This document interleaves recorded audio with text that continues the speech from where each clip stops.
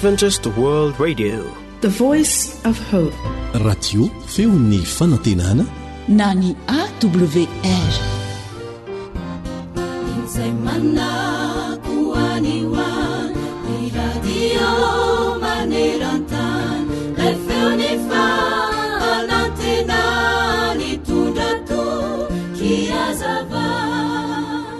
Raha toka anio no andro farany hahafahanao miaina, dia mba efa nisaininao ve hatramin'izay hoe mova re ampy ny fomba ny tiavako, mova e ampy ny fiomehezako hatramin'izay, mova e nanao safidy tsara, mova e nahaina mela heloka sy nangata-pamelana tamin'izay ratsy rehetra nataoko a, mova e ampy ny fotoana nanaovako asa soa, mova e nahaina nararoatra nampiasa ny fotoana nananako a, sa no lany laniko tamin'ny zavatra tsy nahasoa akory izany. Ry mpiaino namako, raha mbola afaka isika matetika dia ireo zavatra tokony nararotina hatao rehetra dia indrisy fa nangatahan'andro avokoa. Fa rehefa tsy afaka na tsy manam-potoana anao izany intsony isika, izay vao mikoropaka etsy sy eroa, indrisy anefa fa diso oriana loatra ho anao ary. Aza miandro diso oriana loatra vao manapa-kevitra sy manatanteraka izay tokony atao. Mahazo toy hevitra izany zavatra izany. Mikeleza aina fatratra amin'izany mba hiseho amin'ny olona rehetra ny fandrosoanao. Timoty 1:4 andiny 5:12. Rehefa anantena nitondra tokiazava. Anio tsy angatak'andro intsony ao Jesosy, anio no andro mety tsara indrindra iarako aminao. Anio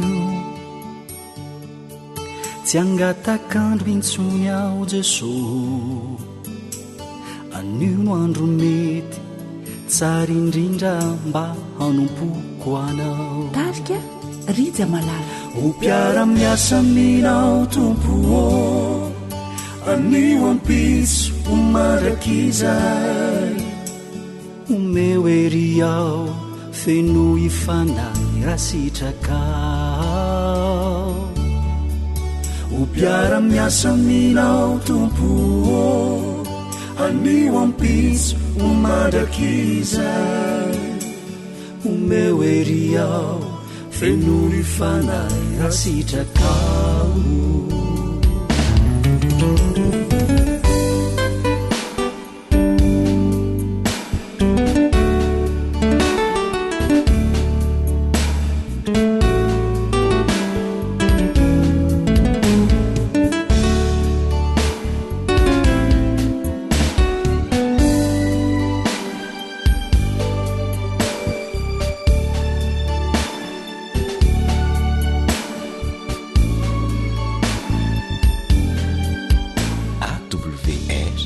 zay lay onjany fanantenana. Anio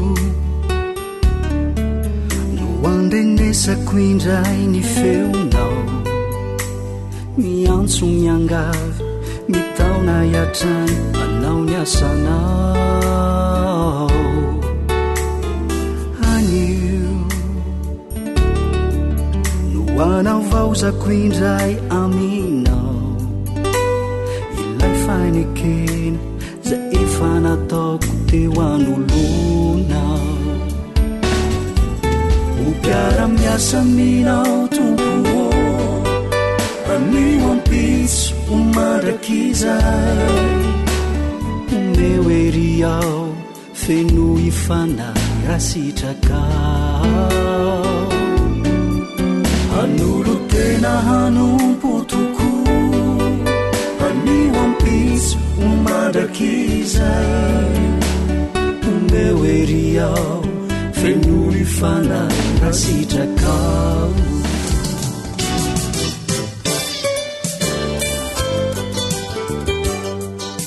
harena ny fahasalamako. alio ny soroka toy izay mitsabo.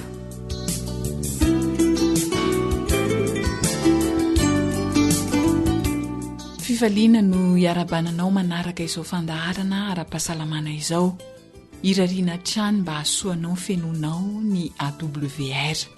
anio dia iresaka ny aretina mety ahazo ny tsinay sika sy izay tokony atao amin'izany, koa dia manasanao ary anaraka ny fandaharana.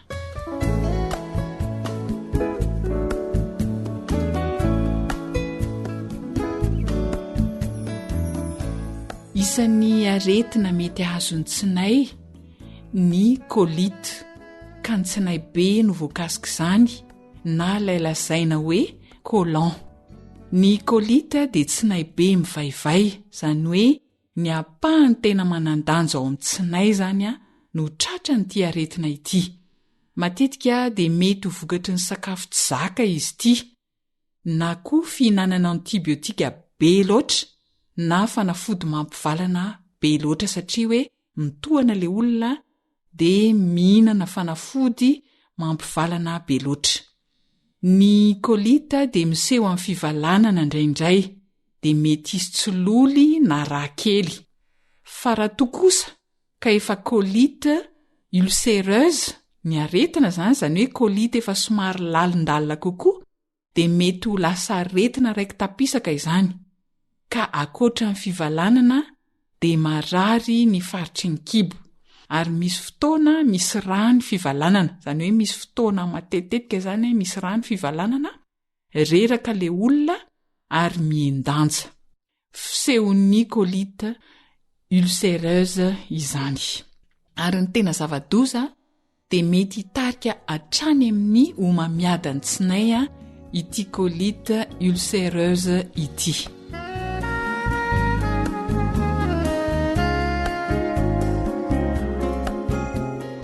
inona ary ny tokony atao raha mitranga ny aretina kolita? eny sady fisorohana ihany koa, dia aleo ahena na fadiana mihitsy ny apombom-barim-bazaha. raha mihinana izany ianao dia hainao ilay apombom-barim-bazaha na sang de blé izany ho isika. ahena ihany koa na fadiana mihitsy ny mofo mamy tsara voatra. inona moa no tiana horesana n'ity mofo mamy tsara voatra ity? reny gâteau reny sy ny karazany. fadiana ihany koa na ahena ny ronon'omby, ny kafe sy ireo zava-manaitaitra isan-karazany, ny épice izany, ny hamburger ary ny hena. ireo izany no ahena ny fihinanana azy na fadiana mihitsy. fa ampitomboana kosa ny fihinanana voankazo isan-karazany toy ny poma, poara, apongaben-danitra, pibasy, akondro, papay. takizany koa ny legioma ampitomboina ny fihinanana azy, dia tsara indrindra raha atao crudité, atao manta izany, toy ny karaoty, ny laisoa, courgette. dia mila mihinana vary ihany koa, avoanina, tapioca, yaourt, ny sakafo misy fer na vy sy vitamine A. fa ankoatran'ireo dia manome torohevitra ihany koa dokotera Pampelona amin'ny fisotroana ranom-boankazo izay manampy be ny tsinay marary.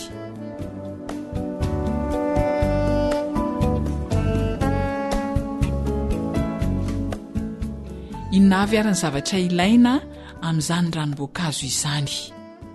papay novoasana tsy misy voniny ray sy tapany, ka tokotokony eo amin'ny 500 grama eo ny papay iray.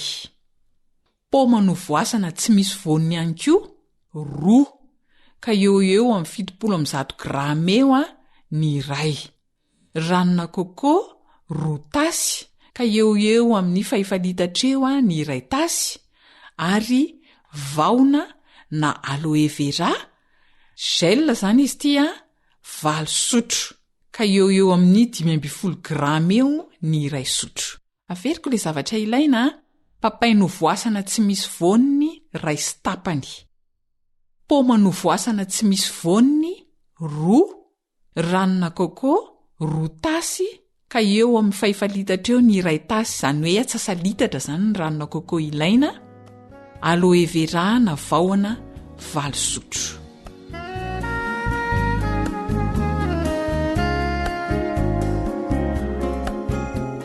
Ahoana ny fikarakarana ity ranom-boankazo izay mahasoa ny tsinay marary ity.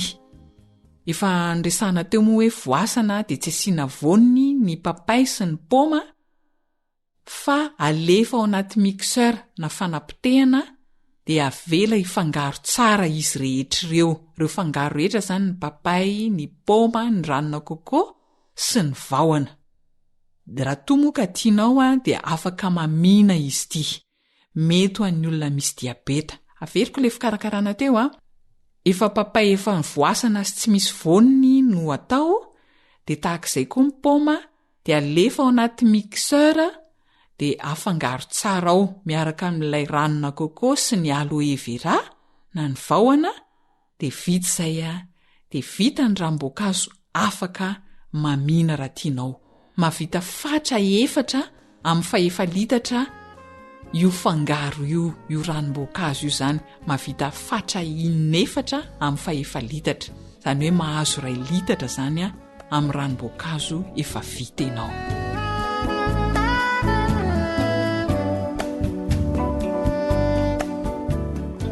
Io zany ny ranom-boankazo mety amin'ny aretin'ny tsinay be marary, dia manasanao anao fampiarana ahasoa ny fahasalaman'ny tsinainao.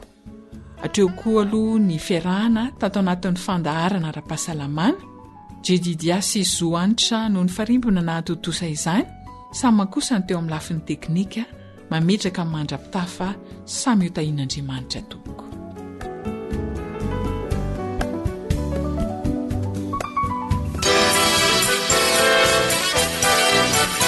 AWR manolotra ho anao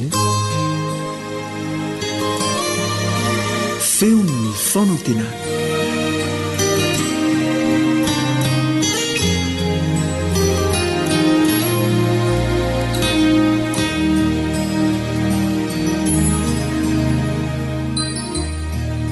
Ry Piano Malala, ny tenanay pastora Razavazatovina San Gilbert dia manasa antsika rehetra mpitiavana ny mpifaliana mba hiaraka hanatona amponona ny seza fiandrianan'Andriamanitra, hanao vavaka, izany hoe hifoka ny rivotra ny lanitra ary hifampiresaka amin'Andriamanitra. Hivavaka isika.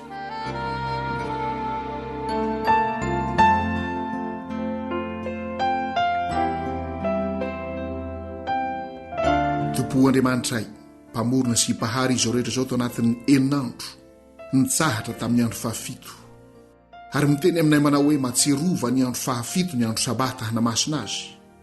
Misaotra midera makalaza anao zahay, satria tianay loatra ianao, ka tsy mamela anay ho viravirain'ny devolo sy Satana na hitonatonana ny amin'ny lalana tsy hizy, fa indro ianao mamonjy anay avy eo mivahoan'ilay ratsy ary manoro anay ny lalana izay tokony izoranay. Manaja tanteraka ny safidy nefa ianao, ko mitalao aminao zahay ny fananao masina no hitarika anay ho amin'ny lalana marina, ho amin'ny finoana marina, ka hatonga anay handray ny famonjenao amin'i Jesosy Kristy. Ho avy tsoelatsony amin'irao lanitra Jesosy Kristy, ho avy hamarana ny tantara nyty tany ity izay simba sy rava, ho ny Isaia 4:7-9 hoe rava dia rava ny tany, mitresaka dia mitresaka ny tany, mivembena dia mivembena tahaka ny mamo ny tany, potraka izy ka tsy ho tafarina intsony, satria mitambesatra aminy fahadisony. Ka mifona aminao zahay, aoko ho vonona izay hitsenan Jesosy eo amin'irao lanitra, ary ho vonona ho akarina any an-danitra hiara-mitoetra amin'ny arivo-taona mba hitsara, ary onony eto amin'ity tany ity ho avaozonao aorianan'izany arivo-taona izany araka ny voambarany teninao, ary amin'ny anaranao Jesosy Kristy no angatahanay valim-bavaka. Amen.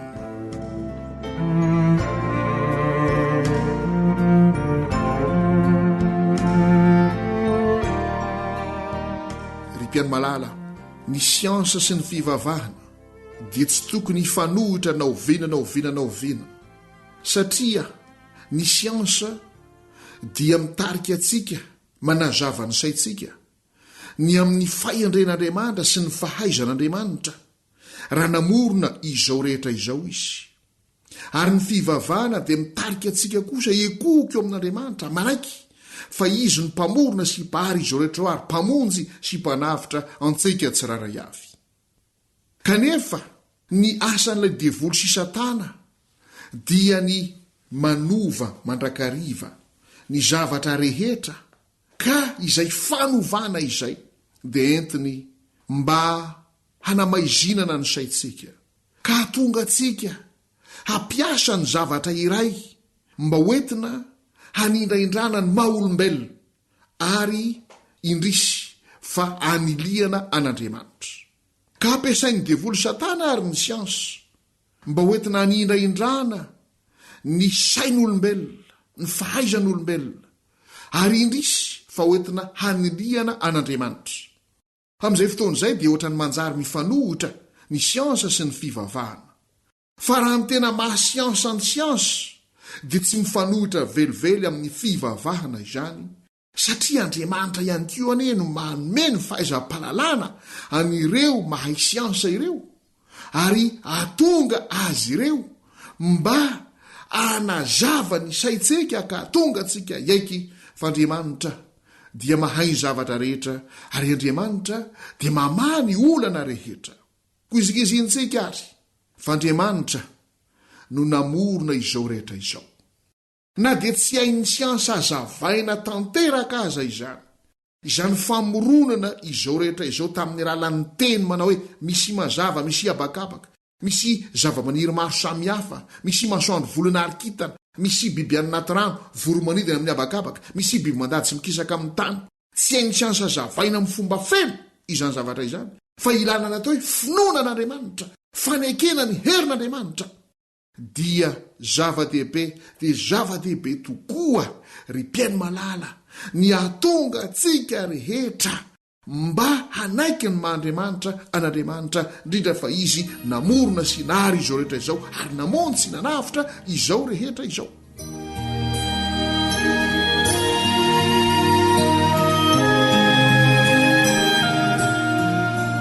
Efa nampanantenantsika teto ny tenako fa mbola hitondra andreo anarana maro samihafa izay manodididina nga Darwin, ary mbola hoentintsika tokoa izany anarana maro samihafa izany.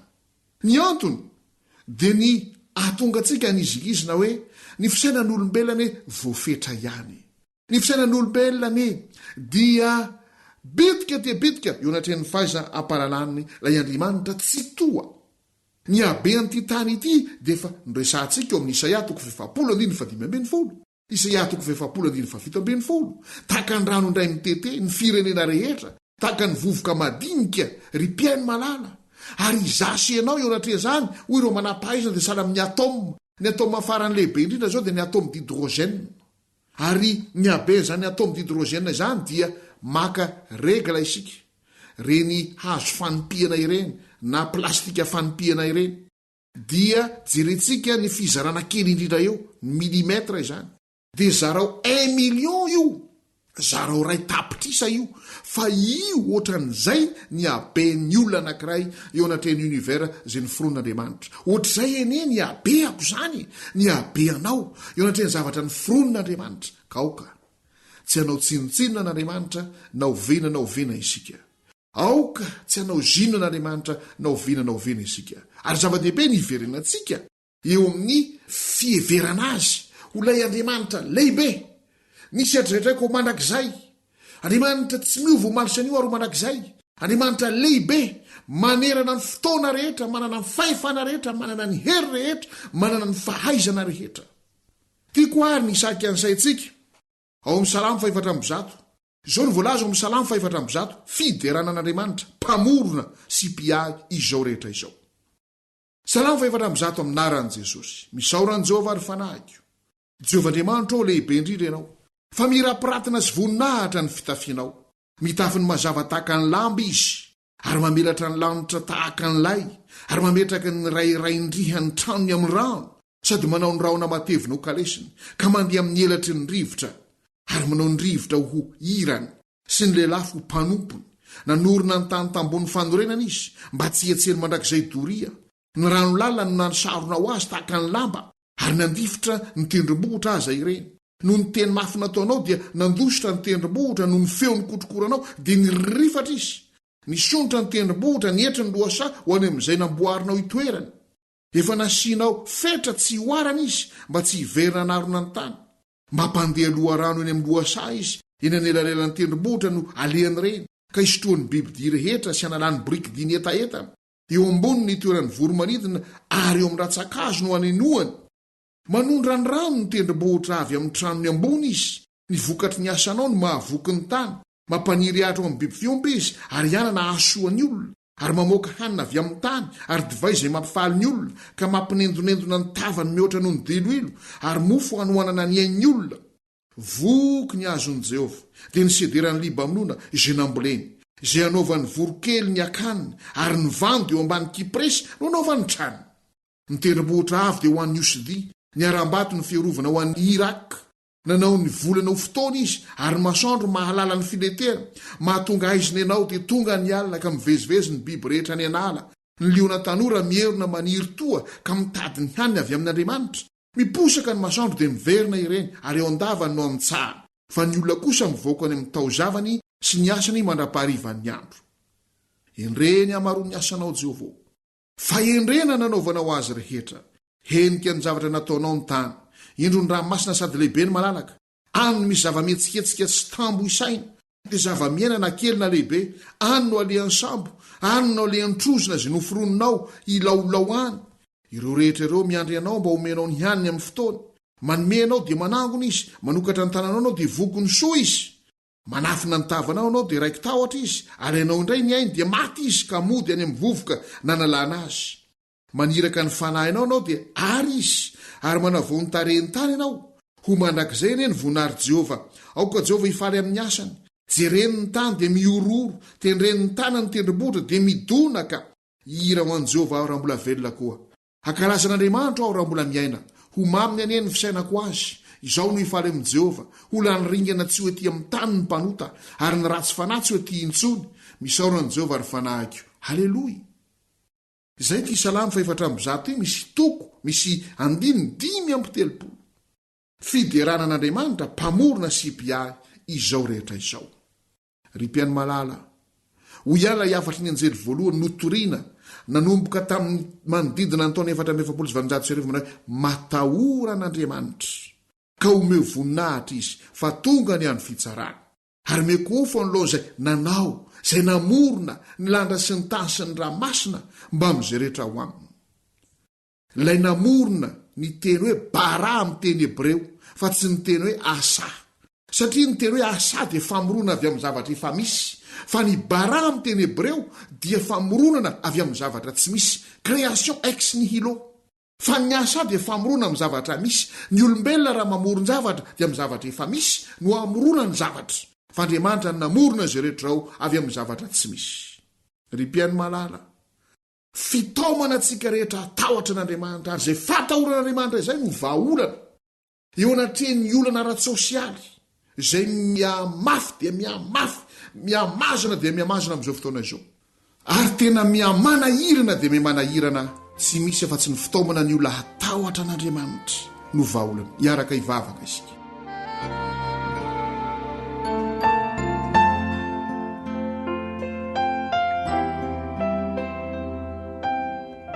Tompon'Andriamanitra ahy, misaotra midera mankalazanao mandrakariva izahay.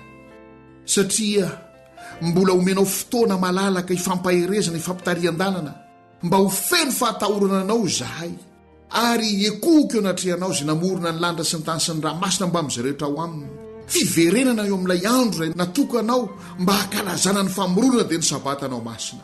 Tompo malala, tsy misy afa-tsy izany no vahaolana eo amin'ity olana ara-tsosialy, olana eo amin'ny toetran'ny olona izay manahirana dia manahirana ity. Koa enganian'ny fananao masina no ekehany tsiraray avy hitarika azy mba hatahotra anao, hitarika azy ekoko anatrehanao, ary hitarika azy hiverina eo amin'ny sabata fitsaharana, sabata fifamelan-keloka, sabata famitranam-pihavanana, sabata fanasitranana ny fo maratra, fo feno lololony, feno otropo. Jesosy malalo, valio ny fangatahanay fatononay amin'ny naranao rery ihany zany. Amen.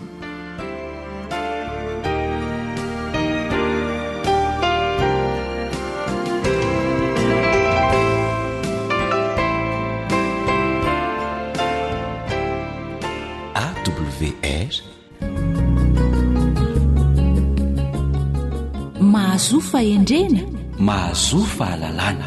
fianarana sy fanabazana androtany ty tanindrazana fahaizana sy fahendrena olovany ty firenena darena zaro tsy maharitra fa tsara manajery lavitra ny fianarana re azatsanina fa manomanana olombanina.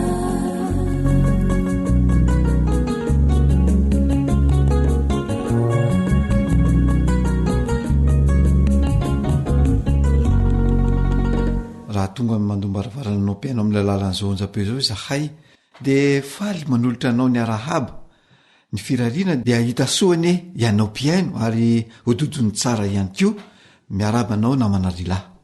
Ya, ny araba madinidinika sy ny akory fantom-patenana no atolotra anao mpiaino mba ho ambinin-drary sy andairatsodrano any ianao. Misaotra anao ny safidy izao radio AWR feo ny fanantenana izao. Mirary ny faliananao hatramin'ny farany izahay mirahalahy miarabanao namana Joelantoarmisa. Toy ny mahazatra antsika namana Joelantoarmisa dia ny fitondranam-bavaka ny mpiaino hialoavantsika ny loha hevitra ka eo indrindra ianao anatanteraka izany. Eny ary andeha ary vavaka isika.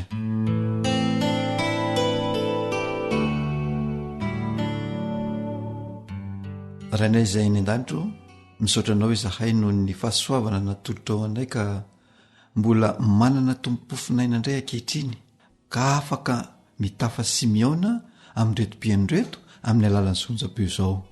Anao ny tera sy ny azy ary ny voninahitra. Fantatrao ary tsy miafina aminao ny tsy fantaterahanay ka hifonanay sy angatahanay famelana aminao zany ray malala dia mba ho vita fihavanana aminao tokoa ane izahay. Ko raha mivavaketo izahay dia mangataka ny hitahinao sy hiarovanao ny fianakaviana rehetra indrindraindrindra izay mandre zao onjapeo izao mba ho lavitry ny loza sy ny aretina n'izy ireo ka hahita fahasalamana mandrakariva. Dia anjaka ao atokantrano-n'izy ireo tsirairay afaka eo ane ny fifankatiavana sy ny fifandeferana. Dia mihaino mivavaka iray malalo satria tononona noho ny amin'ny anaran'ilay hany-mpamonjy anay dia Jesosy Kristy irery ihany. Amen.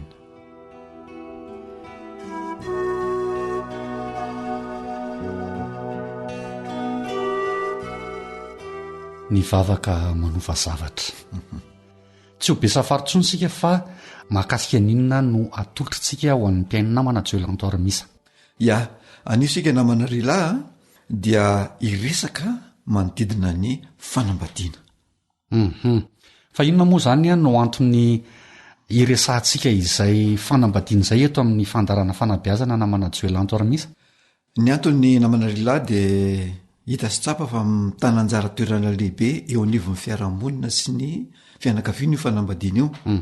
Satria misy fiatraikany eo amin'ny fifandraisan'ny fianakaviana roa samihafa io fanambadiana io ka na izy manamafy sy mampiorina ny fifandraisana sy ny fifaneraserahan'izany fianakaviana roa izany na ilay fanambadiana mampisaraka sy mampifanolana ny fianakaviana roa toto izay natambatra dia ny fianakaviany zatovolahy sy ny fianakaviany zatovavy zany.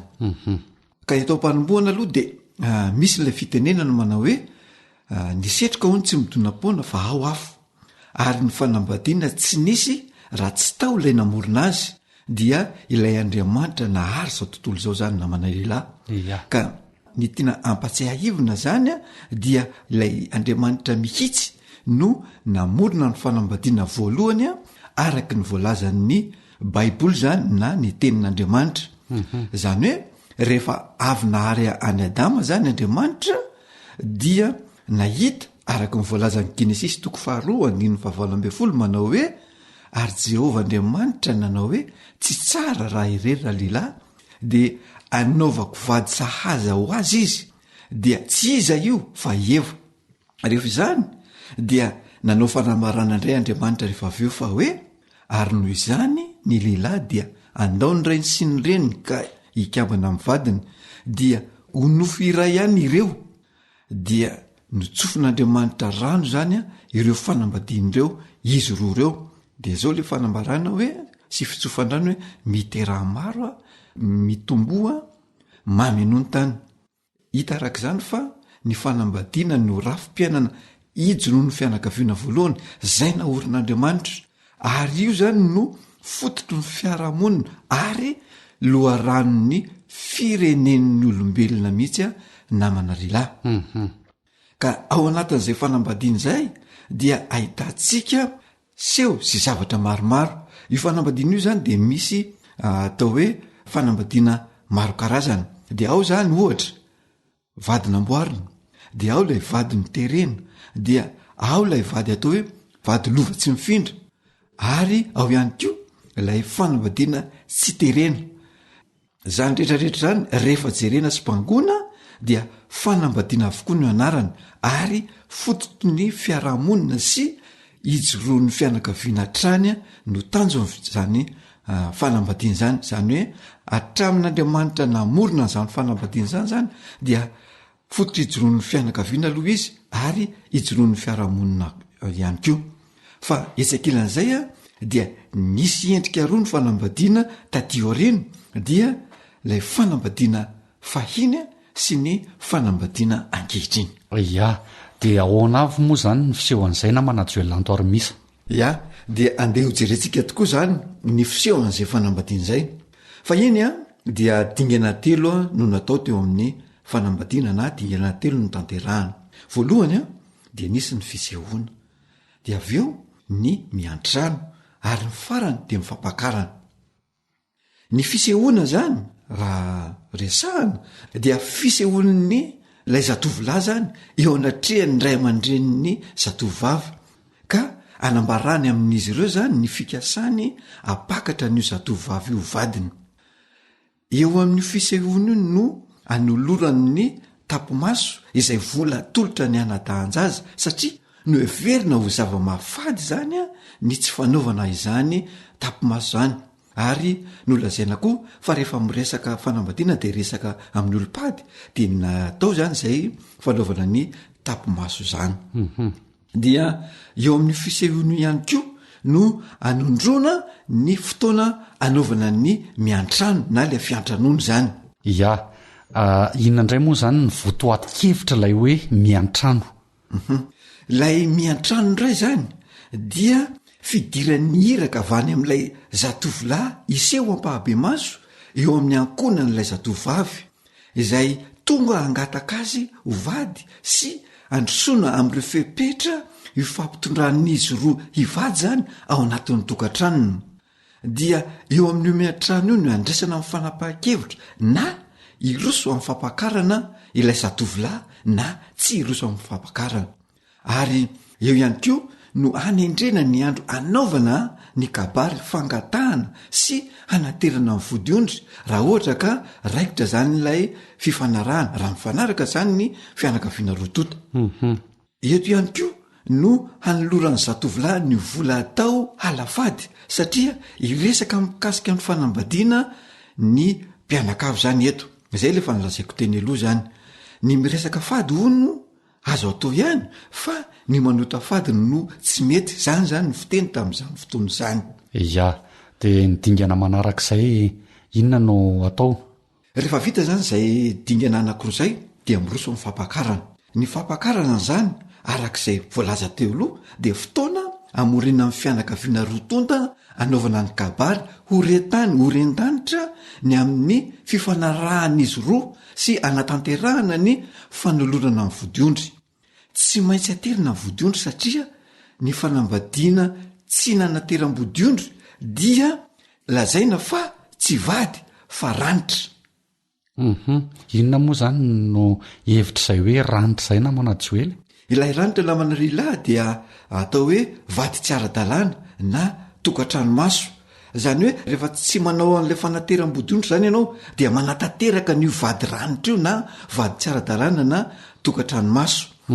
Zay zany le hoe mitaribady tsy lasa mbodiondry ve na manajoelanto arymisa? Zay mihitsy le izy voalaza mihitsy ny mitaribady tsy lasa mbodiondry ihany koa henatr'olona henatra eo amin'ny tany mamonina.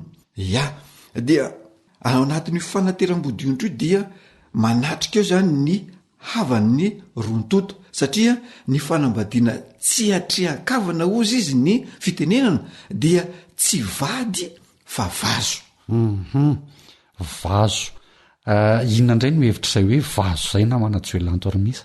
Ilay vazo dia atao hoe vehivavy sakaiza na tsika zany natia am'izao fotoana de misy an'le hoe sipa le misipasipa fotsiny de miarakaraka eny fotsiny zany a reo olona anankiroa reo zay zany le atao hoe vazo ya de atao am'izay zany le fanatanterahana ny fanateram-bodondry ao atokantranony ray aman-dreniny zatovavy tsy maintsy ao atokantranony ray aman-dreniny zatovavy no aterina ny vodiondry tsy taka ny zava-misy am'izao fotoana na manarila hoe any amin'ny espasy na any amin'ny hotely na eny akalamanjana na sinisisa fa tsy maintsy ao amin'ny ray aman-dreniny zatovavy na ihany ko eo amin'ny toerana malalaka eo akaiky ny tokantranon'ilay zatovavy raha somary teritery zany ny tranon'ilay zatovavy de eo zany no anaovana sy anatanterahana an'izay a vodiondry zay satria misy olona mikabary eo dia afahana mihaino an'ilay kabary ifamalin'ny mpikabarin'ny zatovolahy sy ny mpikabarin'ny zatovavy izay rehetra izay.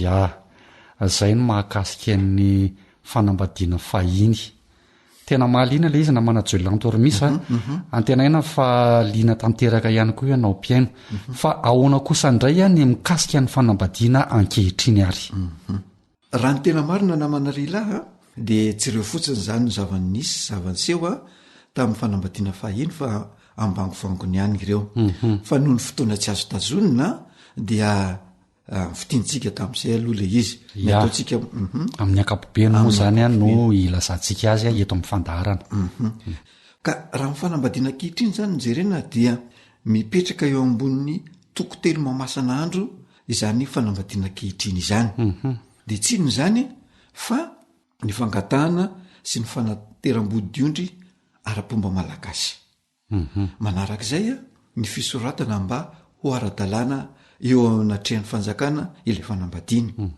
raha farany fahatelo dia ny fanamasinana ny sy fitsofandran'ny fanambadiana any amin'ny fiangonana na any amin'ny tranon'Andriamanitra raha jerena sy fotorana kaiky na manarila izany rehetrarehetra zany raha ataony fampitahana marina fa tsy de tsara matetika ny manao fampitahana nefa kosa misy zavatra azo isotomana lesona ihany ao anatin'izay fampitahana izay fa raha anao le fampitahantsika amin'ny faharetan'ny fanambadiana fahiny sy ny faharetan'ny fanambadiana ankehitriny dia maharitra kokoa ny fanambadiana fahiny na fanambadiana taloha mita amin'ny fanambadiana ankehitriny eny fa na de atao hoe tsy misoratra ra-panjakana aza izany fanambadiana fahiny zany fa vitan'ireo fombafomba zay nyresantsika teo alohireo fotsiny a izany fanambadiana izany ya ny fantaniana manetikitika ny saina na manajoelanto arymisa de hoe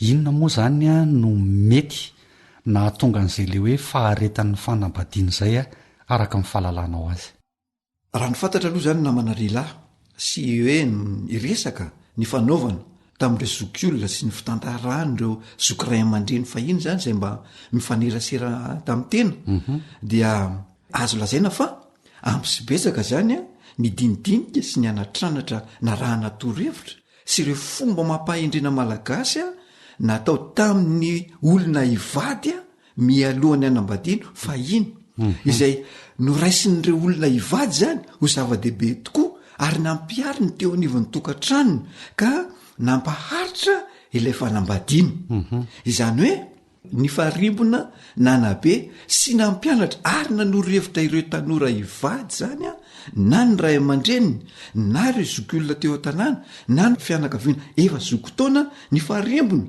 nanabe andreo tanora ivady ireo avokoa izany hoe tena noraisin'ireo ray aman-dreny ho zava-dehibe mihitsy ny fanambadiana sy ny tokantrano ka tsy nandrarakilomby andoha mihitsy ry zareo teo amin'ny fanabeazana an'izany zay handeha hanambady fa tena nomaniny tanteraka mihitsy zany hoe tanora andeha hanambady zany satria misy fiatraikany araka ny fiarahamonina sy ny fifandraisan'ny fianakaviana sy mifaharetany tokantrano mihitsy zany fanabiazana zay noraisiny tamin'ny ray aman-dreny zany raha tsorina de hoe tena tia zanaka zany ny ray aman-dreny fa iny akehitriny ko azo inona fa misy ny ray aman-dreny tia zanaka ia ny ray aman-dreny ve moa tsy ho tia zanaka fa ny tiana asongadina zany eto amin'ny fandaharana na manajoelanto ary misy de zao hoe ny fahindrena sy ny fitiavan'ny janaka ireo ray aman-dreny fahiny no avotratsika eto amin'ny fandaharana ia de zava-dehibe tao anatin'izay na manarila de hoe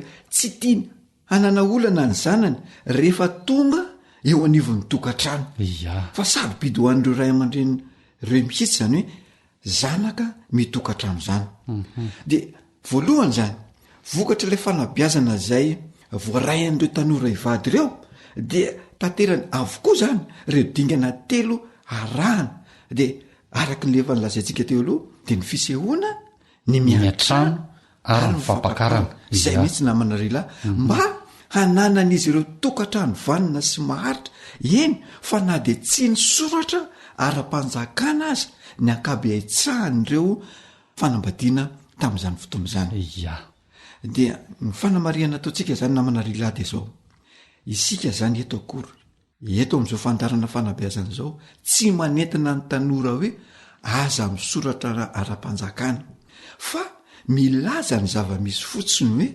na tsy ny soratra ara-panjakana aza ny tanora fa iny de naharitra ny fanambadiana fa ankehitriny nge namanarila de misy vita soratra ara-panjakana nefa tsy maharitra koa ny fanambadiana fotoana foy heritaona amambonana azy any sasany de efa rava izany fanambadiana zany ia raha dinianao mpiaino raha mandinika an'izany resaka zany na manajoelanto ary misa de mahatsiaro ilay resaka nataotsika tamin'ny fandarana tany aloha tany mikasika ny adidin'ny ray aman-dreny eo anatrehan'ny zanany sy ilay fanomanana ny zanany raha nambady tsy te hanao fampitahana n'ireo ray aman-dreny fahiny sy ny ray aman-dreny ankehitriny sika eto amin'ny fandaharana na manajoelanto ary misa ary tsy te ampitahany tanora fahiny sy ny tanora ankehitriny koa fa ilaza ny zava-misy izay tiana ny mba ankany rehetra lesona mahakasika an'izay raha jerena sy zoina mantsy araka ny resaka zay nentinao teo na manajoelanto ary misa de nisy ny dinidinika sy ny resadresaka ny anatranatra tetsy an-daniny izay nataon'ireo ray aman-dreny fahiny zany nataon'ireo ray aman-dreny tamin'ny zanany melohan'ny andehanan'izy ireo anambady de hoy aho hoe tena ray aman-dreny nanana rafitsaina sy ray aman-dreny tompona ndraikitra ny ray aman-dreny tanterany somatsara ny adidiny amin'ny maharay aman-dreny azy no maniny zany ny zanany izay andehanambady zany hoe tsy ray aman-dreny tompo-toerana fotsiny ihany izy ireo tsy ray aman-dreny tompona anarana fotsiny ihany fa tena nanao ny adidiny tokoa satria voalazany fa tsy tehanandratsy izy ireo de io toetra sy fietsika zay nataon'ny ray aman-dreny io no ny ampita tamin'ny reto taranany sy ny zanany tateoriana ka na tsy ny soratra ara-panjakana aza araka ny voalazanao teo ireo zanany manambady ireo de azo lazaina hoe naharitra ny fanambadiany satria ilay toetra nanana rafitsaina sy ilay toetra tompona ndraikitra no ny ainan'izy ireo ka hita fa nisy ny fifanankekezana ampo sy ny fifankatiavana izay azo lazaina hoe kofena matotra ny fanambadiana mihitsy de tsapa sy ny ainan'ny fianakaviana ilay toetra ny tondra fahatsarana sy ny fifamantorana ary ny fifanajana teo anivon'ny ankohonana koa ny anentanana ny ray aman-dreny sy ny tanora andehanambady amin'izao fotoana izao dia ny hoe maro ireo toetra amampietsika izay nampiaran'ireo zokontsika teo aloha izay hita fa tsara tsy midika akory zany hoe ratsy ny toetra ny ray aman-dreny sy ny tanora andehanambady amin'izao fotoana izao fa entantsika kosa eto amin'ny fandaharana hoe andeha mba ho ampiarina ny zavatra tsara izay hitantsika teo amin'ireo zoky ray aman-dreny teo aloha fa tsy tsaraina fotsiny hoe efa lany andro anezany zavatra izany efa tsy dia ilaina tsony izany fa nisy fahendrena tao anatin'izy ireny ka hoy isika eto amin'ny fandaharana hoe andeha re ampiariny izay tsara tamin'izy ireny fa ireny traikefa efa nanana an'ireo zokintsika ireo anie raha ampifanampiana amin'ireo fahalalana izay azontsika amin'izao fotoana iainantsika izao dia tena inona tanteraka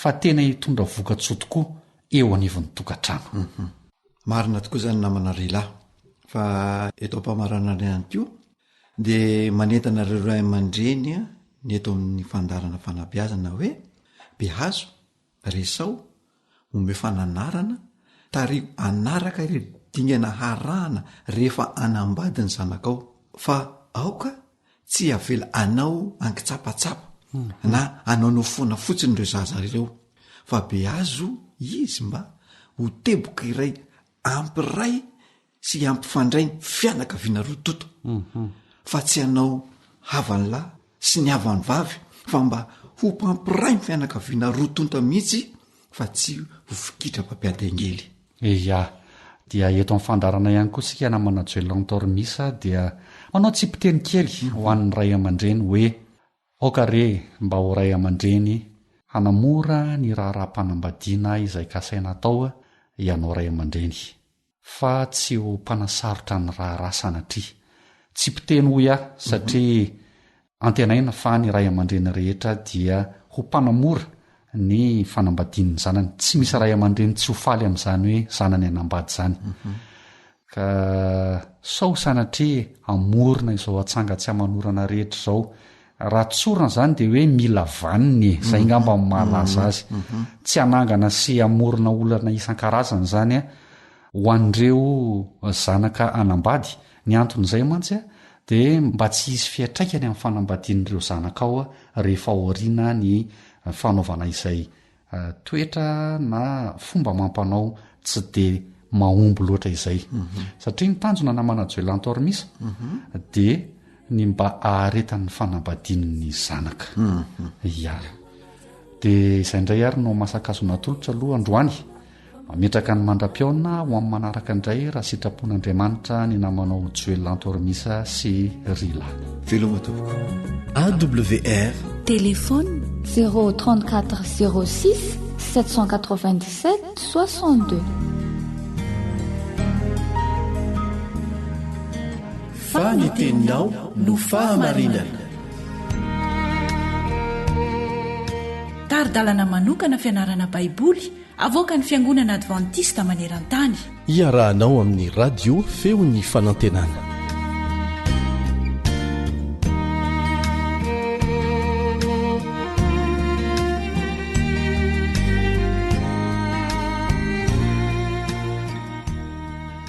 faly mifandray aminao amin'ny alalan'izao fiarah-mianatra ny ten'andriamanitra izao ny namanao Eliandry amin'ny tanysoa mbola mahakasika ny fanentanana antsika hiandry ampaharetana sy amin'ny fanantenana an'i Jehova ny lesontsika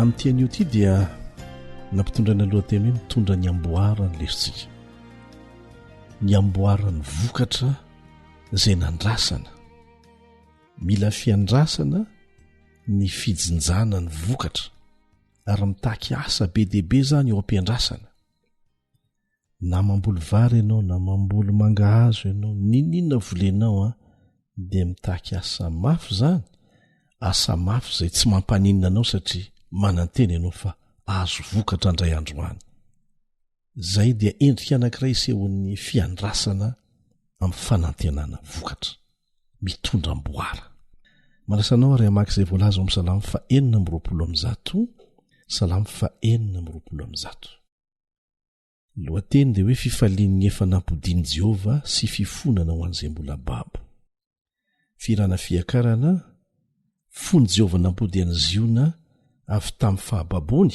dia tahaka izay nanonofy isika fa izay dia feno hoe ny vavantsika feno fiomezana zany sy fiobiana ny lelantsika dia natao tany amin'ny jentilisa hoe zava-dehibe ny nataon'i Jehovah ho an'ireny.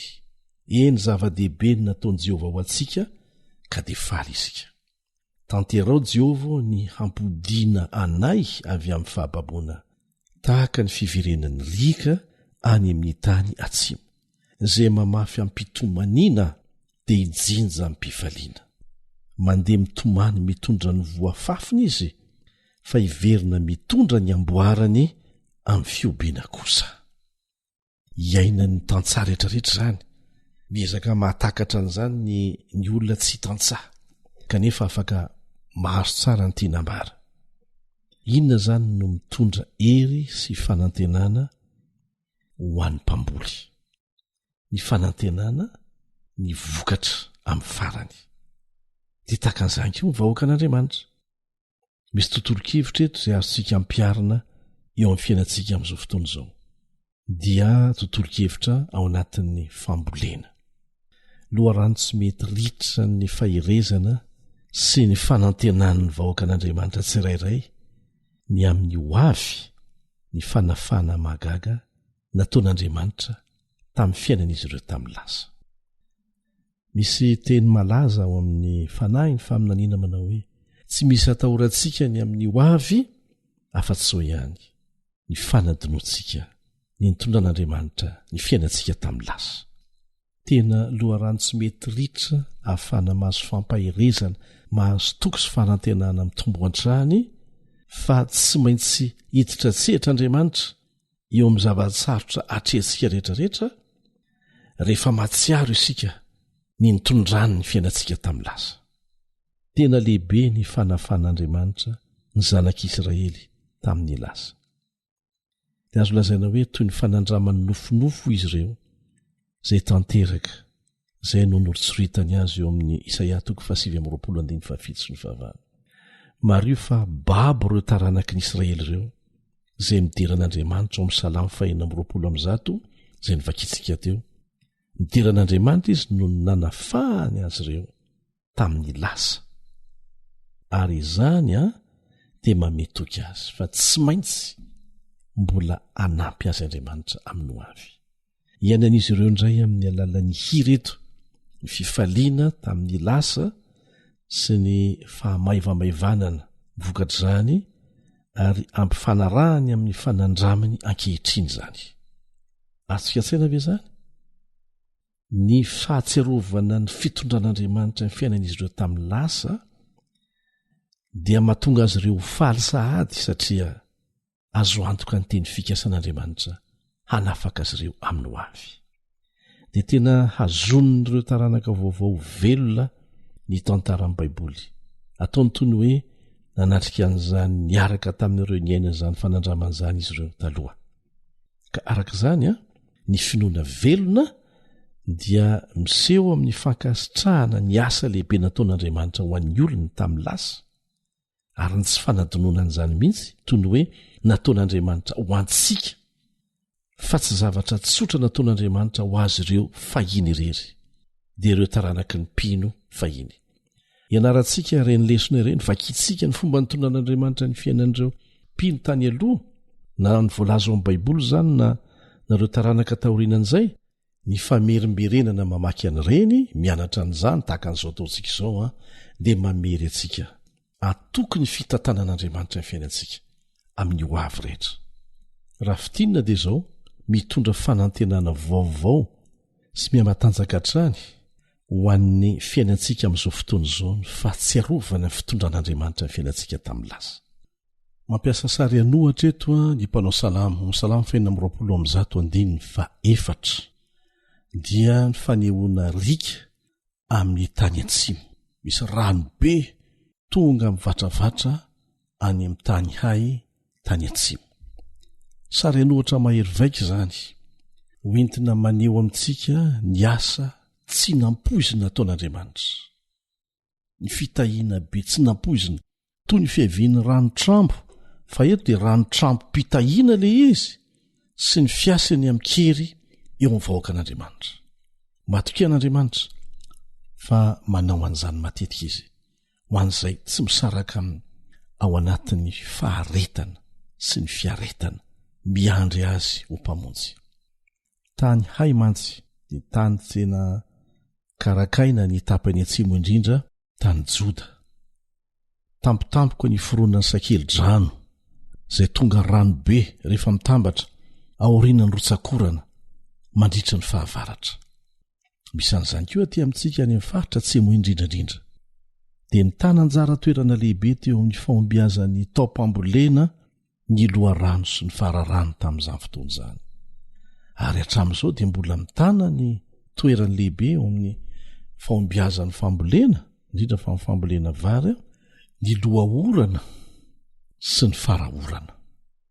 Dia takizany koa ny sary maneho ny famafazana amin'ny ranomaso izay ataontsika amin'ny fitoriana ny filazantsara. Misy ezaka be dehibe, misy fahafoizatena be dehibe, fa ijinja am-pifaliana izay manao an'izany. Hoy ny voalaza amin'ny Salamo 120 andiny 5 sy ny 9.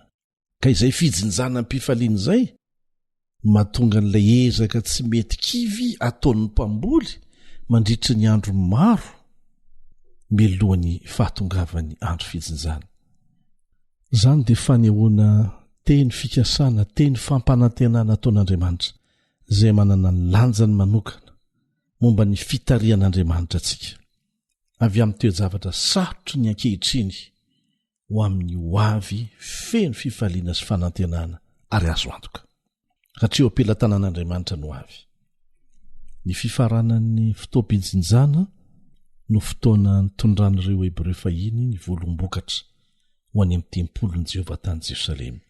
Azonao vakinany amin'izany eo amin'ny Exodosy 4:30. Dia nitondra lesona ara-panahy ho an'ny olona tamin'izany fotoana izany ny lohahevitry ny fijinjana. Tahaka ny asa mafy ny famafazana sy ny fiasana ny tany sy ny tanimboly ary ny tanimboloboka izay novaliana soa tamin'ny fijinjana fy ny fifaliana, ny fizahan-toetra lava, fizahan-toetra samy hafa sy mafy izay avelan'Andriamanitra hiatra ny vahoakany amin'izao fotoana izao. Dia ho satroana ny satro-boninahitry ny fifaliany famonjena amin'ny andro farany anefa izy ireo. Mampahery antsika izany. Ny fijinjana dia le fijinjana lehibe mihitsy dia maneho ny famerenan'Andriamanitra amin'ny laoniny ny fanjakany eto tany amin'ny fotoana iavian'i Kristy fanondrony. Voaresaka indray eto lohahevitry ny fiandrasana. Miandry an'izany isika. Miandry ny vokatra azo antoka isika. Tahaka ny amin'ny fijinjana dia tsy maintsy miandry isika voahita ny voa sy ny vokatry ny asa mafy natao mandritra ny fotoana rehetra amin'izao fotoana izao. Eto am-pamaranana dia manasa antsika hisaintsaina, hitadidy ireo fidiran'Andriamanitra tsehatra mazava tsara teo amin'ny fiainanao ary namesanao voninahitra manokana n'Andriamanitra vokatry ny nahitanao an'izany. Aza dino ireny fotoana ireny, ireny no ahafahanao mijery ny ho avy amin'ny toe-tsaina matanjaka satria mahatoky ianao. Fa ilay Andriamanitra nitantana anao tamin'ny lasa dia hitantana anao mandra-piaviny. Amen.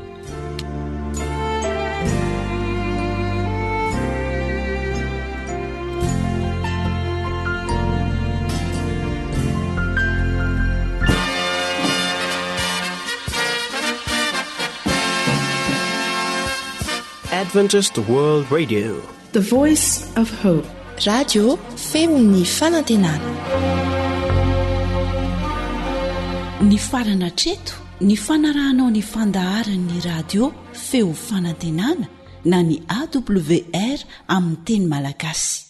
Azonao atao ny mamerina miaino sy maka maimaim-pona ny fandaharana vokarinay amin'ny teny pirenena mihoatriny 100 amin'ny fotoana rehetra. Raisoaryn'ny adresy ahafahanao manao izany: awr.org na feofanantenana.org.